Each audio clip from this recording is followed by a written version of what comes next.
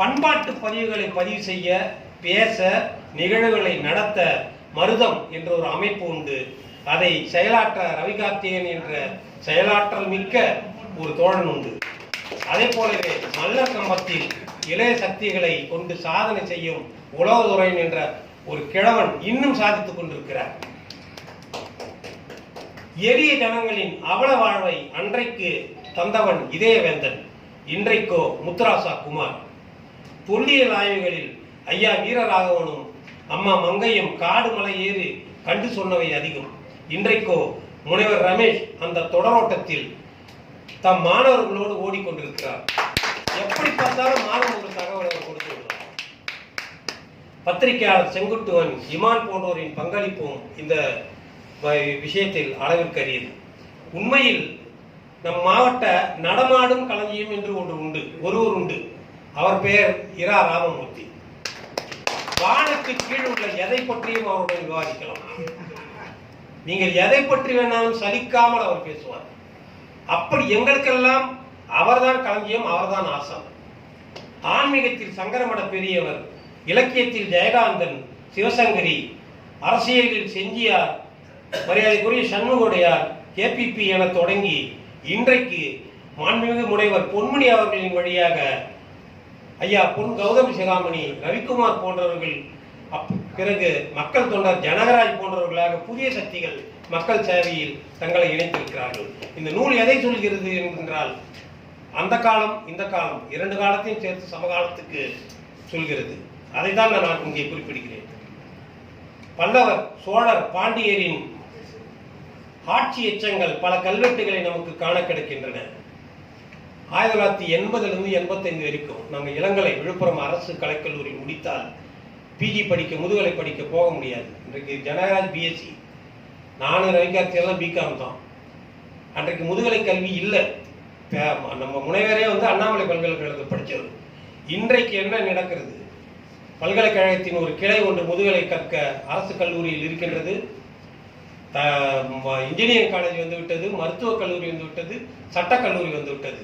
எங்கள் தலைமுறைக்கு கிடைக்காதது இன்ற தலைமுறைக்கு கிடைத்திருக்கிறது. அதை சாதித்தும் காட்டியிருக்கிறார்கள். அதே போல விழுப்புரம் மாவட்டத்தை கிராமப்புற மாணவர்கள் தேவையை கொண்டு பல தனியார் கல்லூரிகள் இருக்கிறது. ஆனால் இப்பொழுது ஒரு கல்லூரி தனது சேவையை தொடங்கி இருக்கிறது. பேராசிரியர் பாபு அங்கே அந்நியூரிலிருந்து அந்த கல்லூரியில் தான் வந்திருக்கிறார். இன்று மாலை பேசும்போது கூட சொல்கிறார், பல கிராமப்புற மாணவர்கள் விண்ணப்பங்கள் வாங்கி செல்கிறார்கள் ஐயா, மிக சந்தோஷமாக இருக்கிறது. அந்த ஏரியாவில், ஒரு ட்ரை ஏரியாவில் ஒரு கல்லூரி அந்த அந்த பகுதி மாணவர்களுக்கான ஒரு புதிய வெளிச்சத்தை தரக்கூடிய இடத்திலே டெப்டேஷனாக இருக்கிறது. ரொம்ப சந்தோஷமாக இருக்குது. பணி அதிகம்தான், சிரமம்தான். ஆனாலும் கூட எளிய மாணவர்கள், கிராமப்புற மாணவர்களுக்கு வழிகாட்டக்கூடிய சேவை என்பதால் நான் இதை மகிழ்ந்து செய்கிறேன் என்று சொன்னபோது, இதை பெற்று தந்த சட்டமன்ற உறுப்பினர் மீது 2 மடங்கு மரியாதை வந்தது. ஒரே குரலில் அந்த ஒரு கல்லூரியை பெற்றுத்தரக்கூடிய அவர்களோட மக்கள் பணி பாராட்டுக்குரியது. நமது மண்ணில் பழங்குடி மக்களான இருளர்களை பற்றி பேச அன்று பேராசிரியர் கல்யாணி தொடங்கினார், இன்றும் செய்து கொண்டிருக்கிறார். இன்றைக்கு தனது ஊத்தம்பல்லா என்னும் நாவல் மூலியமாக இருளர் வாழ்வினை பதிவு செய்து செஞ்சி தமிழில் ஒரு தன்னுடைய நாவலை எங்களுக்கு இதுதான் முக்கியமாகப்படுகிறது. ஒரு அரசியலை பேசுவதற்கு ஒருவர் என்றால், ஒரு எளிய மக்களின் பண்பாட்டை பேசுவதற்கு இன்னொருவர் தேவைப்படுகிறார்.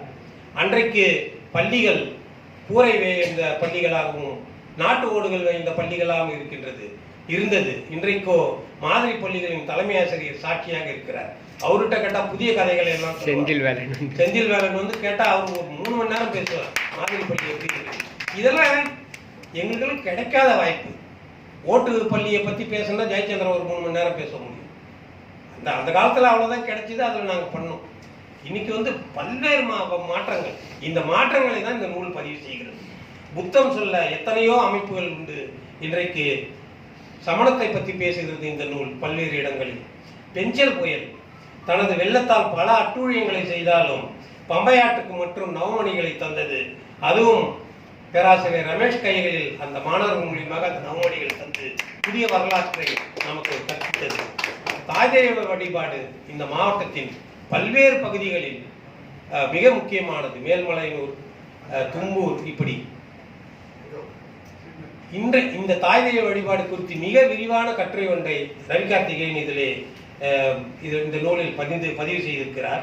அதே போல மாண்புமிகு முனைவர் பொன்முடி அவர்களின் ஆங்கில நூலின் மொழிபெயர்ப்பை திராவிடர் இயக்கமும் கருப்பர் இயக்கமும் என்ற நூலாக கவிஞர் அசதா தமிழாக்கம் செய்து அந்த நூல் அறிமுகம் இந்த நூலில் இருக்கிறது.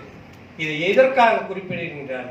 இன்றைக்கு திராவிட இயக்கத்தின் மீது வீசப்படுகின்ற அத்தனை அம்புகளுக்கும் பதில் சொல்கின்ற நூலாக அந்த அமைச்சர் அவர்களின் நூல் இருக்கின்றது. இதை காலம் கருதி அந்த நூல் குறித்த ஒரு அறிமுகம் இந்த நூலிலே இருக்கின்றது. நம் தொகுதியின் பாராளுமன்ற உறுப்பினர் முனைவர் ரவிக்குமார் அவர்களின் சாதனை பட்டியல் இந்த நூலில் இருக்கிறது. சுருக்கமாக சொன்னால் இந்த நூல் அறிவு புதையல், ட்ரெஷர் ஆஃப் ஹிஸ்டாரிக்கல் ஃபேக்ட்ஸ். எல்லாமே எந்தவித நீங்கள் அதிலிருந்து ஒன்று கூட இல்லைங்க சும்மா கதை விட்டுருக்கீங்கன்னு எதுவுமே சொல்ல முடியாது. இதை எழுதினவங்களும் எல்லாம் மிக மிக இது பண்ணி சிரமப்பட்டு அந்த தரவுகளை சேகரித்து தான் எழுதியிருக்கிறாங்க.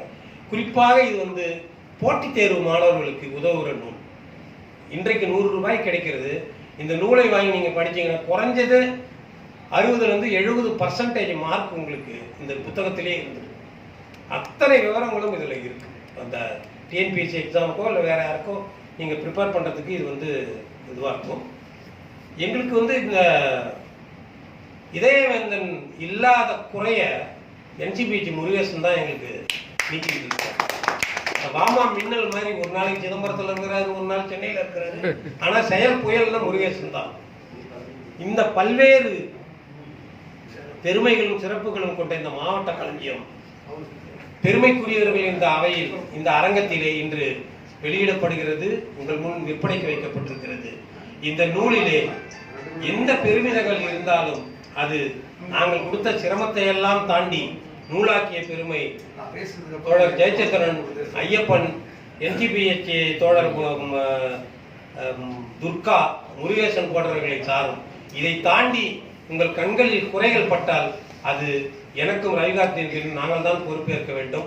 ஆனால் அதற்கான எந்தவித இதுவும் இருக்காது. அந்த அளவுக்கு இது இந்த பிழை திருத்தம் மட்டுமே 6 முறை நடந்திருக்கிறது. கூடுமானவரை தகவல் பிழைகளோ எழுத்து பிழைகளோ இல்லாத அளவுக்கு தான் இந்த நூலை பார்த்து செய்திருக்கிறோம்.